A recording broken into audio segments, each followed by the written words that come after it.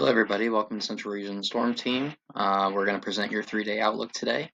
So let's go ahead and get into it. So this is your categorical day 1 outlook. As you can see, this is today. Some generalized thunderstorms in the area.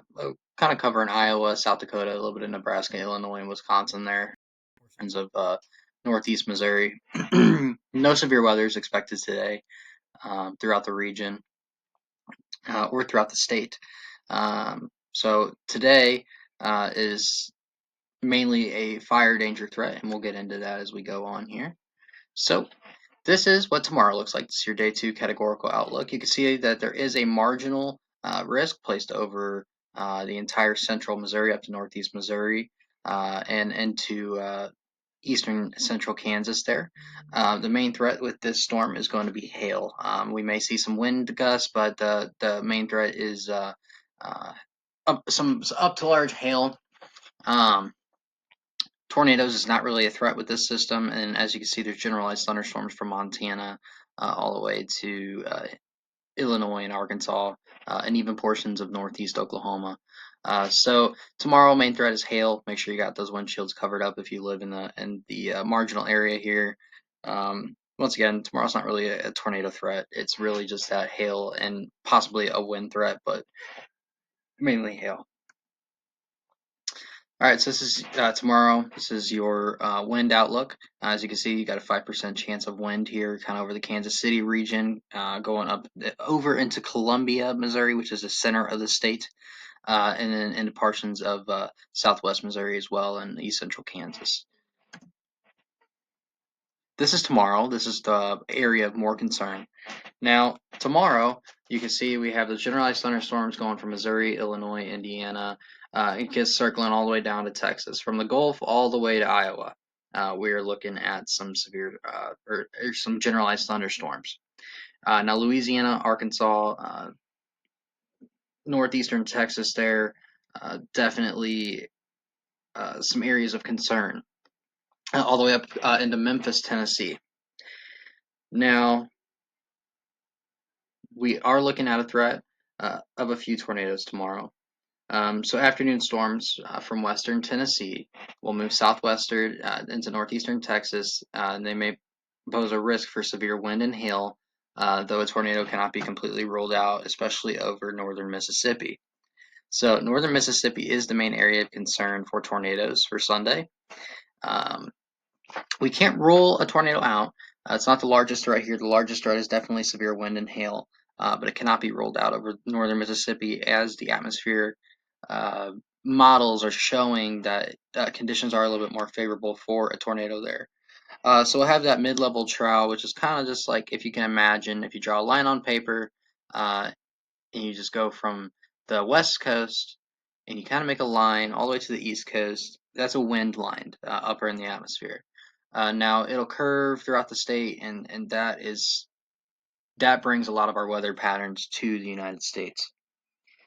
So we will see, basically, as the surface cold front approaches the lower Mississippi and Tennessee Valley region Sunday afternoon, there'll be some surface heating across the warm area, and that'll support temperatures rising into the 70s, amid low to 60s to mid 60s. I apologize.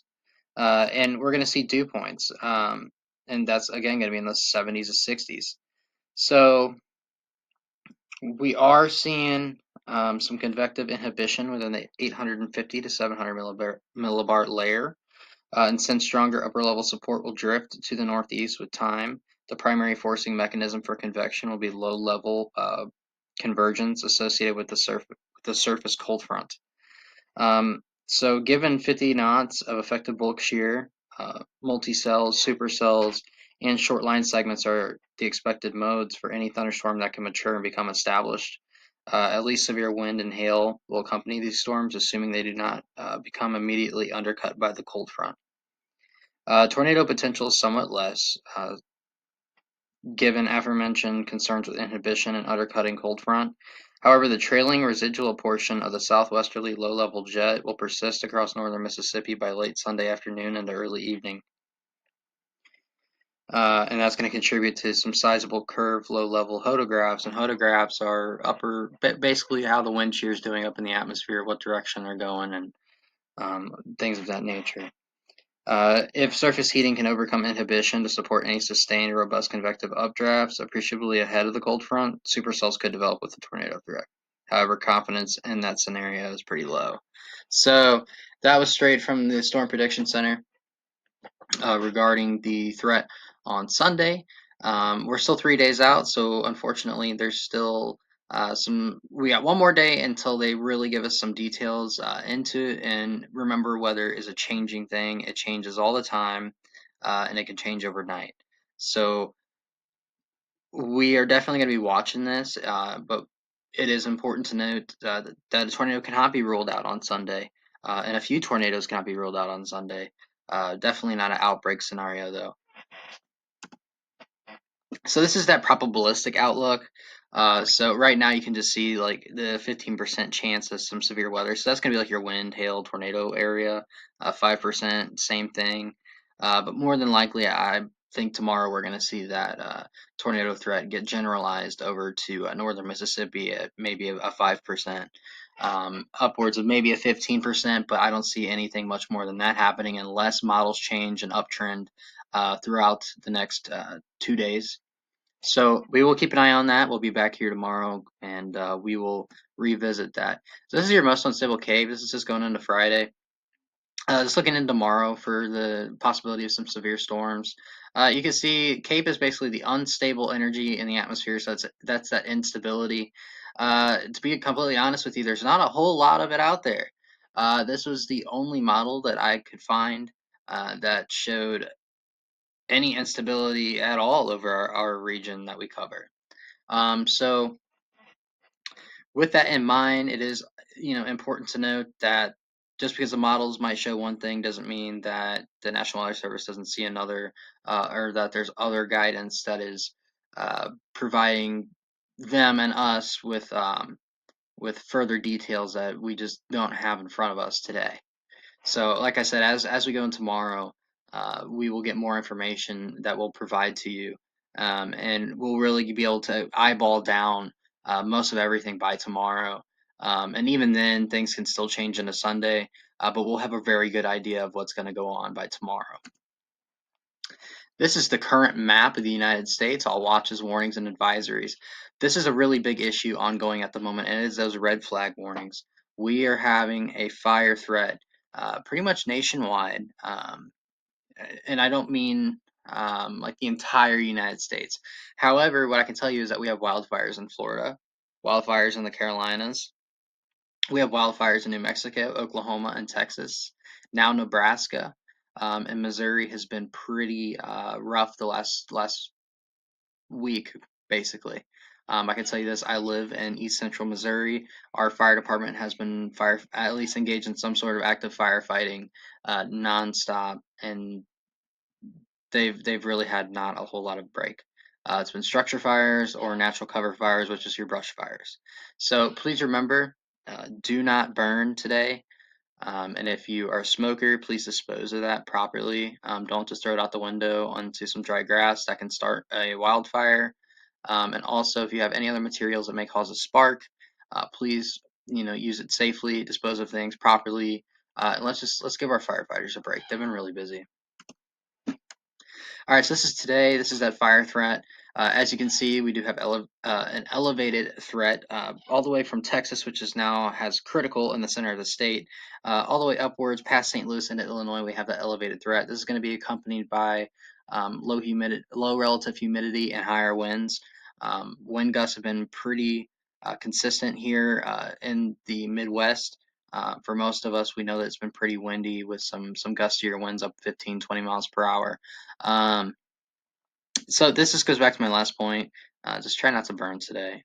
You can see the threat persists as an elevated risk in central New Mexico, and now we have another elevated risk up in most of Nebraska, parts of Kansas, Colorado, Wyoming, and South Dakota there. So tomorrow, unfortunately, it doesn't get better. It gets better for those in the Midwest. such as Missouri, Illinois, Iowa, and Arkansas, and that's because we have that storm system moving through. Now, you can see that critical fire danger has shifted from central Texas. It's now going to be tomorrow into New Mexico and portions of western Texas there and northwestern Texas. So the elevated risk in that area also expands, including the panhandle of Oklahoma and Texas. In the center of Oklahoma and center of Kansas, we both have elevated risk there. Over across the Carolinas into Virginia and Georgia, you also have elevated risk, as well as Nebraska, Colorado, South Dakota, and another, the northwestern portion of Kansas as well. So this fire threat has been really just nonstop. It's moving around, but it's been pretty persistent. So you got to remember, in these areas, you have higher dust, lower relative humidity, and not a lot of rainfall. The ground is dry, the brush is dry. So please, I cannot emphasize enough, please dispose of any material that can cause a spark properly. If you have a cigarette, put it out and consider, putting it out and just keeping it to throw it away in your trash can at home. All right, so here's our 8 to 14 day temperature outlook by the Climate Prediction Center. As you can see, throughout the next 8 to 14 days, we're looking at quite a warm up. So things are going to start warming up pretty well throughout the United States. The New England area is going to stay relatively normal until you get up to New York and New Hampshire, Vermont, and Maine. Then you're going to start to see some below normal temperatures. Minnesota, portions of Iowa, the northern part of Illinois, Chicago, and Michigan, most of Michigan there, you guys are going to have near normal temperatures. And everything in between there that you see in the gray area is normal. Now, Missouri's going to have a warm up, Iowa, Arkansas, and down in Texas, New Mexico, Utah, Colorado, and Arizona, we're seeing quite a big warm up there. So these are going to be things to kind of keep in mind here. However, generally, hey guys, it's warming up. I'm happy about it. I've been sick of the snow. I'm sure most of us are. Here's your 8 to 14 day precipitation outlook. And this is going to be valid through March 29th. This was issued today. So keep in mind that these models that I'm showing right here, the 8 to 14 day is exactly a week out. So as you can see, we're near normal here in the Midwest. Illinois, that area, all near normal. We do have that below normal precipitation throughout Texas, parts of Kansas, Oklahoma, Colorado, Utah, and that actually goes all the way over into California there.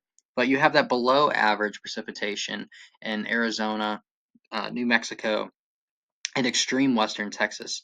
And now that's just going to help fuel that elevated fire risk. So I truly don't believe we're going to see the elevated fire risk go away for New Mexico or Texas for quite a little bit.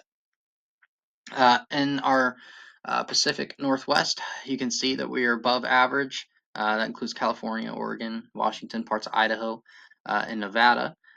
Missouri, all that's going to be near normal over there in New York, Pennsylvania, and Ohio, as well as portions of Michigan and Indiana and West Virginia and Virginia. You're all going to be above average, so we're going to see some more rainfall there, and um, Maine, New Hampshire, and Vermont. You guys are all going to have some above to nearly normal precipitation there. So we are going to see some more precipitation across the region, particularly in the Pacific Northwest and in the New England area. Um, However, we do have to say in the Midwest here, at least on the east central side of things, we are going to see a little bit just kind of leaning above normal precipitation here. All right, guys, thank you for so much for watching. Check us out on Facebook and Instagram at Central Region Storm Team. And if you guys wouldn't mind, please consider subscribing. It helps us out, helps the channel out. I know the format of these videos is kind of goofy. We're working on that. We want to get some better computers, some better recording equipment, and we want to get some better software to help us edit and get things going. So thank you guys so much. Each view, each person that watches this is our goal. Our ultimate goal is to get weather information out to every single person we can to provide accurate and detailed forecast. Now, if you look on the left hand of your screen, you can see our service area, Montana to Texas, to Florida to West Virginia. So we cover a pretty large area, and we will storm chase within this area. And whenever we do storm chase, it'll be on our Facebook, our Instagram. Also, feel free to check us out on X. And if you guys have any comments or concerns, please feel free to reach out to us. So that is it.